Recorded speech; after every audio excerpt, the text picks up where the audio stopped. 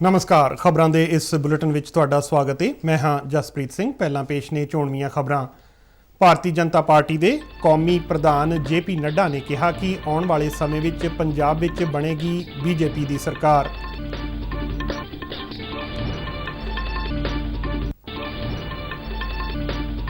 केंद्रीय खेड मंत्री अनुराग ठाकुर वालों कौमांतरी योग दिवस मौके लोगों को वध चढ़ के शामिल होने की अपील।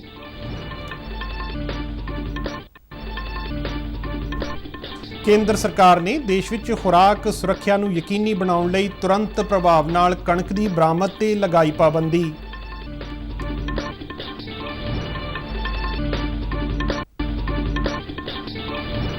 भारत विच फ्रांस दे राजदूत एमैनुअल लीनैन ने चंडीगढ़ विच पंजाब दे राज्यपाल बनवारी लाल पुरोहित नाल कीती मुलाकात। ते हुण खबरां विस्तार नाल।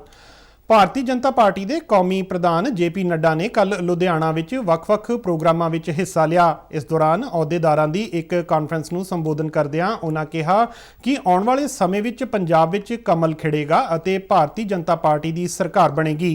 उन्हां कहा कि पंजाब विच BJP ने पहली बार 73 सीटां ते चोण लड़ी अते जिस तरह का प्यार जनता का BJP नाल है उसके आधार ते कहा जा सकता है कि पंजाब की मौजूदा सरकार नूं उखाड़न की ताकत भी भारतीय जनता पार्टी विच ही है। JP नड्डा ने कहा कि सिखां लई जो काम प्रधानमंत्री नरेंद्र मोदी ने कीते ने वो किसी प्रधानमंत्री ने नहीं कीते। FCRA तहत श्री हरमंदर साहिब का रजिस्ट्रेशन करवाया अते अज दुनिया भर के श्रद्धालु उत्थे अपना योगदान दे सकते हैं। इस तो इलावा लंगर तो GST नूं हटाया गया। JP नड्डा ने कहा कि अज पंजाब सरकार रिमोट कंट्रोल राही दिल्ली वाया चंडीगढ़ चल रही है। दिल्ली अते पंजाब दे 16 महकमिਆਂ विचाले MOU सहीबद्ध होए ने, यानी ये महकमे हुण रिमोट कंट्रोल नाल चलणगे। JP नड्डा ने सवाल किया कि पंजाब दे लोकां ने की इसे गल लई वोट कीता सी। उन्होंने कहा कि आम आदमी पार्टी ने सरकार बनन मगरों 18 साल तो उपर दीआं भैणां नूं 1-1 रुपए देण दा ऐलान कीता सी, पर हुण इसकी चर्चा भी बंद है। JP नड्डा ने कहा कि 24 घंटे बिजली देण दी गल आखी गई सी, पर की 24 घंटे बिजली मिल रही है। उन्होंने कहा कि हाथी दे दंद दिखाउण दे कुछ होर ते खाण दे कुछ होर ने। आने वाले समय में यहां भी कमल खिलेगा और भारतीय जनता पार्टी की विशुद्ध सरकार बनेगी।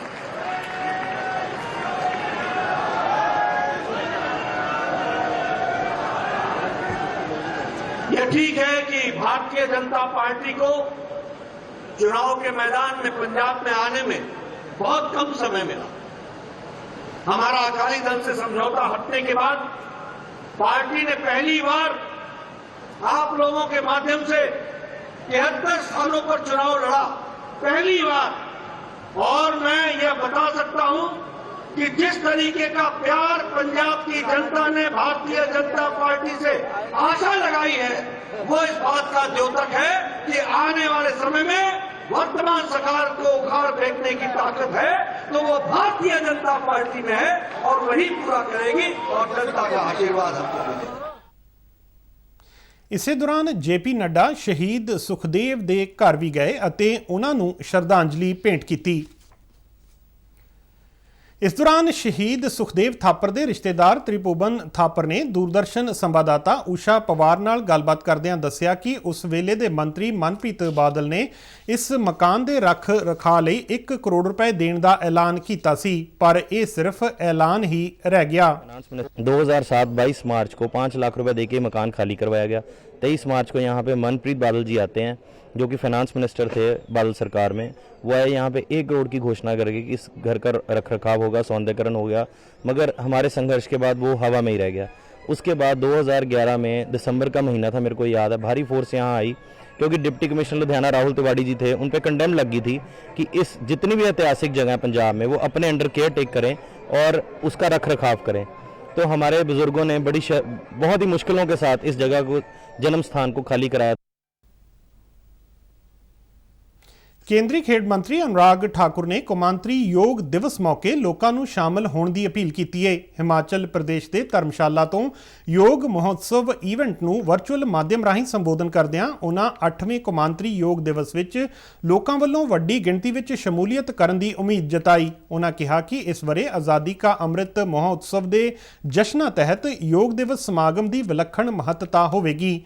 ਖੇਡ ਮੰਤਰੀ ਨੇ ਕਿਹਾ ਕਿ ਸਮੁੱਚੇ ਦੇਸ਼ ਵਿੱਚ ਆਜ਼ਾਦੀ ਕਾ ਅੰਮ੍ਰਿਤ ਮਹੋਤਸਵ ਤਹਿਤ 25,000 ਤੋਂ ਵੱਧ प्रोग्राम करवाए गए ने। 21 जून 2022 हर वर्ष की तरह अंतर्राष्ट्रीय योग दिवस है और इसीलिए हर मंत्रालय ने ये प्रयास किया है कि 75 दिन पहले से हमने शुरुआत की कि कोई ना कोई दिन ऐसा चिन्हित किया जाए जब एक मंत्रालय अपने देश भर के अधिकारियों, कर्मचारियों, वहाँ की स्थानीय जनता के साथ जुड़कर जागरूकता के लिए योग करेंगे। कहीं ना कहीं जितनी जागरूकता होगी उतना ही लोगों को इसका लाभ मिलेगा। हम सब ये प्रयास करेंगे कि अगले कुछ दिनों में अपने अपने सोशल मीडिया के हैंडल से और आप मीडिया के मित्रों के माध्यम से योग के प्रति और जागरूकता उत्पन्न करें, ताकि इस बार 21 जून 2022 को जब हम आज़ादी का अमृत महोत्सव मना रहे हैं उस समय अंतर्राष्ट्रीय योग दिवस पर इतने लोग देश भर में योग करें कि अगले पिछले सारे रिकॉर्ड टूट जाएं।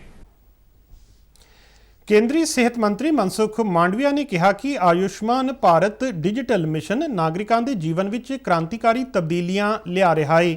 ਸਿਹਤ ਮੰਤਰੀ ਨੇ ਇੱਕ ਟਵੀਟ ਵਿੱਚ ਕਿਹਾ ਕਿ ਆਯੁਸ਼ਮਾਨ ਭਾਰਤ ਤਹਿਤ ਸਿਹਤ ਸੰਭਾਲ ਸੈਕਟਰ ਵਿੱਚ ਵੀ ਵੱਡੇ ਬਦਲਾਅ ਆਏ ਨੇ। ਉਹਨਾਂ ਕਿਹਾ ਕਿ ਹੁਣ ਤੱਕ 21 ਕਰੋੜ 90 ਲੱਖ ਆਵਾ ਪਛਾਣ ਪੱਤਰ ਬਣਾਏ ਗਏ ਨੇ ਅਤੇ ਮਿਸ਼ਨ ਤਹਿਤ 53,341 ਸਿਹਤ ਸਹੂਲਤਾਂ ਰਜਿਸਟਰ ਕੀਤੀਆਂ ਗਈਆਂ ਨੇ।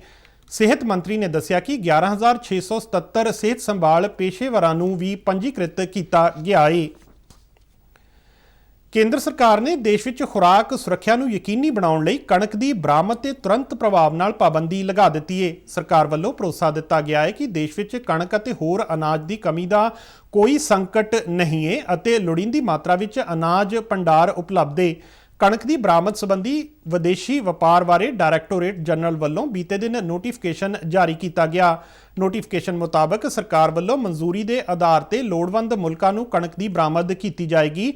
ਡਾਇਰੈਕਟੋਰੇਟ ਜਨਰਲ ਦਾ ਕਹਿਣਾ ਹੈ ਕਿ ਕੌਮਾਂਤਰੀ ਪੱਧਰ ਤੇ ਕਈ ਤੱਤਾਂ ਦੇ ਪ੍ਰਭਾਵ ਕਾਰਨ ਕਣਕ ਸਣੇ ਕਈ ਹੋਰਨਾਂ ਅਨਾਜਾਂ ਦੀਆਂ ਕੀਮਤਾਂ ਵਿੱਚ ਵਾਧਾ ਦੇਖਿਆ ਜਾ ਰਿਹਾ ਹੈ। ਸਰਕਾਰ ਨੇ ਇਹ ਵੀ ਸਪਸ਼ਟ ਕੀਤਾ ਹੈ ਕਿ ਜਨਤਕ ਵੰਡ ਪ੍ਰਣਾਲੀ ਰਾਹੀਂ ਦੇਸ਼ ਦੇ ਲੋੜਵੰਦ ਲੋਕਾਂ ਨੂੰ ਅਨਾਜ ਮੁਹੱਈਆ ਕਰਵਾਉਣਾ ਪਹਿਲਾਂ ਦੀ ਤਰ੍ਹਾਂ ਜਾਰੀ ਰਹੇਗਾ। ਕੇਂਦਰੀ ਖੁਰਾਕ ਅਤੇ ਖਪਤਕਾਰ ਮਾਮਲਿਆਂ ਬਾਰੇ ਸਕੱਤਰ ਸੁਧਾਂਸ਼ੂ ਪਾਂਡੇ ਨੇ ਕਿਹਾ ਕਿ ਜਨਤਕ ਵੰਡ ਪ੍ਰਣਾਲੀ ਦੇਸ਼ ਦੇ ਖੁਰਾਕ ਸੁਰੱਖਿਆ ਨੈਟਵਰਕ ਦੀ ਰੀੜ੍ਹ ਦੀ ਹੱਡੀ ਹੈ। ਉਹਨਾਂ ਕਿਹਾ ਕਿ ਕੌਮਾਂਤਰੀ ਬਾਜ਼ਾਰ ਵਿੱਚ ਕਣਕ ਦੀਆਂ ਵਧੀਆਂ ਹੋਈਆਂ ਕੀਮਤਾਂ ਦੇ ਬਾਵਜੂਦ PDS ਤਹਿਤ ਦੇਸ਼ ਦੇ 81 ਕਰੋੜ 35 ਲੱਖ ਲੋਕਾਂ ਨੂੰ ਕਵਰ ਕੀਤਾ ਗਿਆ ਹੈ।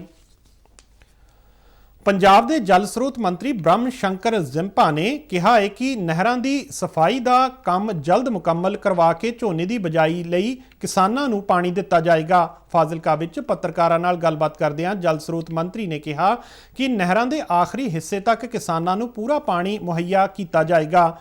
ਉਹਨਾਂ ਨਹਿਰੀ ਪਾਣੀ ਦੀ ਚੋਰੀ ਕਰਨ ਵਾਲਿਆਂ ਖਿਲਾਫ ਸਖਤ ਕਾਰਵਾਈ ਕਰਨ ਦੀ ਗੱਲ ਵੀ ਆਖੀ ਹੈ। ਇਸ ਮੌਕੇ ਉਹਨਾਂ ਨੇ ਅਧਿਕਾਰੀਆਂ ਨੂੰ ਹਦਾਇਤ ਕੀਤੀ ਕਿ ਪਾਣੀ ਦੀ ਬਰਾਬਰ ਵੰਡ ਨੂੰ ਯਕੀਨੀ ਬਣਾਇਆ ਜਾਵੇ। ਜਲ ਸਰੋਤ ਮੰਤਰੀ ਨੇ ਦੱਸਿਆ ਕਿ ਇਸ ਤੋਂ ਪਹਿਲਾਂ ਸਰਹੰਦ ਫੀਡਰ ਨਹਿਰ ਦੀ ਮੁਰੰਮਤ ਦੇ ਕੰਮ ਦਾ ਵੀ ਨਿਰੀਖਣ ਕੀਤਾ ਗਿਆ ਹੈ ਅਤੇ ਅਧਿਕਾਰੀਆਂ ਨੂੰ ਹਦਾਇਤ ਕੀਤੀ ਗਈ ਹੈ ਕਿ ਪਾੜ ਨੂੰ ਬੰਦ ਕਰਕੇ ਜਲਦ ਤੋਂ ਜਲਦ ਕਿਸਾਨਾਂ ਨੂੰ ਪਾਣੀ ਮੁਹੱਈਆ ਕਰਵਾਇਆ ਜਾਵੇ।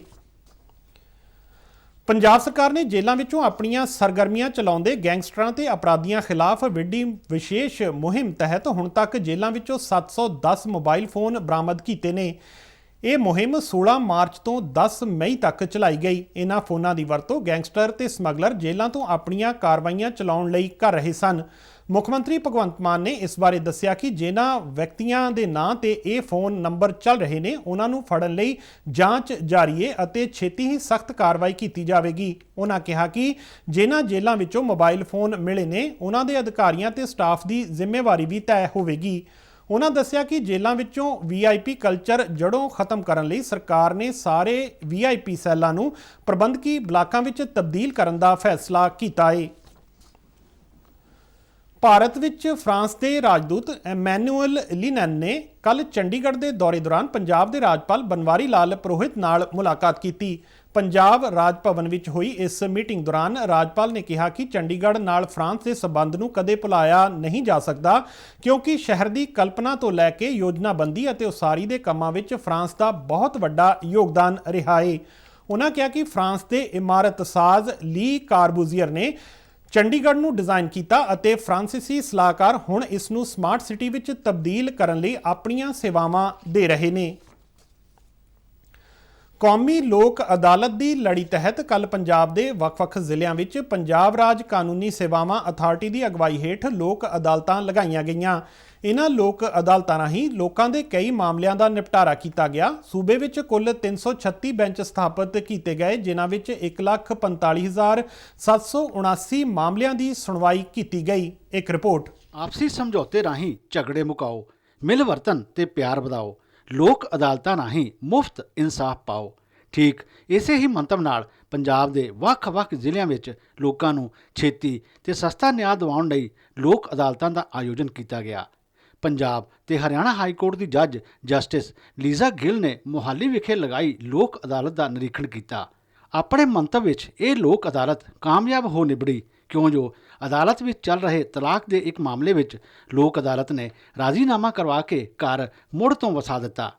ਰਾਜ਼ੀਨਾਮਾ ਕਰਨ ਵਾਲੀ ਰੰਜੂ ਵਾਲੀਆ ਤੇ ਉਸ ਦੇ ਪਤੀ ਨੇ ਅਦਾਲਤ ਦੇ ਫੈਸਲੇ ਤੇ ਖੁਸ਼ੀ ਦਾ ਇਜ਼ਹਾਰ ਕੀਤਾ। ਇਸ ਜੋੜੇ ਨੂੰ ਅਦਾਲਤ ਵੱਲੋਂ ਇਨਾਮ ਵਜੋਂ ਇੱਕ ਬੂਟਾ ਦਿੱਤਾ ਗਿਆ।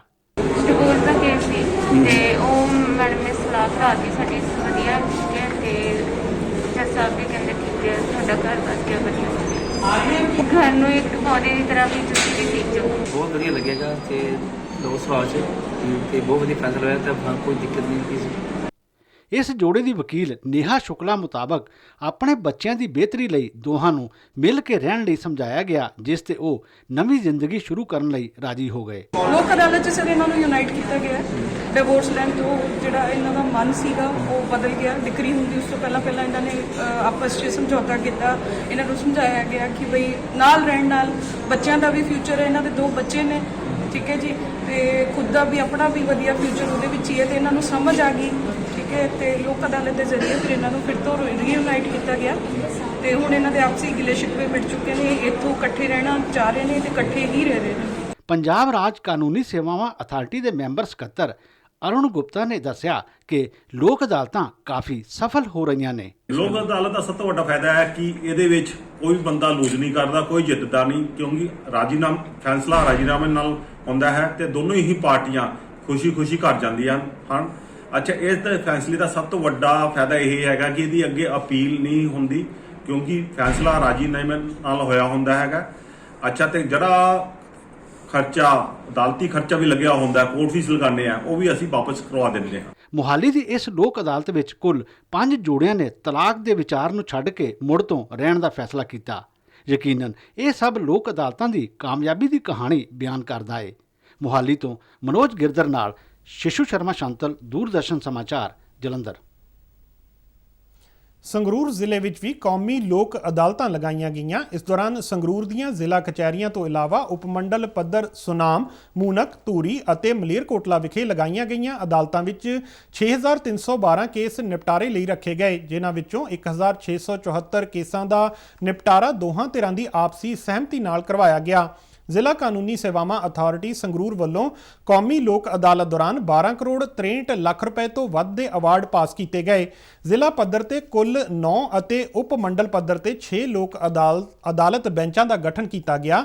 ਜ਼ਿਲ੍ਹਾ ਸੈਸ਼ਨ ਜੱਜ ਕਮ ਚੇਅਰਮੈਨ ਜ਼ਿਲ੍ਹਾ ਕਾਨੂੰਨੀ ਸੇਵਾਵਾਂ ਅਥਾਰਟੀ ਰਜਿੰਦਰ ਸਿੰਘ ਰਾਏ ਨੇ ਦੱਸਿਆ ਕਿ ਕੌਮੀ ਲੋਕ ਅਦਾਲਤ ਵਿੱਚ ਲੋਕਾਂ ਵੱਲੋਂ ਕੇਸਾਂ ਦੇ ਨਿਪਟਾਰੇ ਲਈ ਭਾਰੀ ਉਤਸ਼ਾਹ ਦਿਖਾਇਆ ਗਿਆ।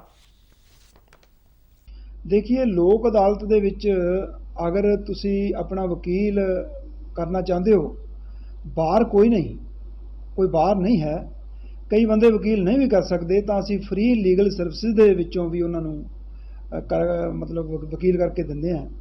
ਤੇ ਜੇ ਰਾਜੀਨਾਮਾ ਹੀ ਹੋਣਾ ਹੈ ਜਾਂ ਕੋਈ ਇਸ ਤਰ੍ਹਾਂ ਦਾ ਸੈਟਲਮੈਂਟ ਦਾ ਇਸ਼ੂ ਹੈ ਤੇ ਪਾਰਟੀਆਂ ਖੁਦ ਵੀ ਚੱਲ ਕੇ ਆਉਣ ਤੇ ਉਹ ਰਾਜੀਨਾਮਾ ਕਰਾਉਣ ਦੀਆਂ ਇੱਛੁਕ ਹੋਣ, ਸਾਨੂੰ ਲੱਗੇ ਕਿ ਰਾਜੀਨਾਮਾ ਹੋ ਸਕਦਾ ਹੈ ਤੇ ਉਹ ਬਿਨਾਂ ਵਕੀਲ ਤੋਂ ਵੀ ਹੋ ਸਕਦਾ। ਕੋਈ ਐਸੀ ਮਤਲਬ ਹਾਰਡ ਐਂਡ ਫਾਸਟ ਨਹੀਂ ਹੈ।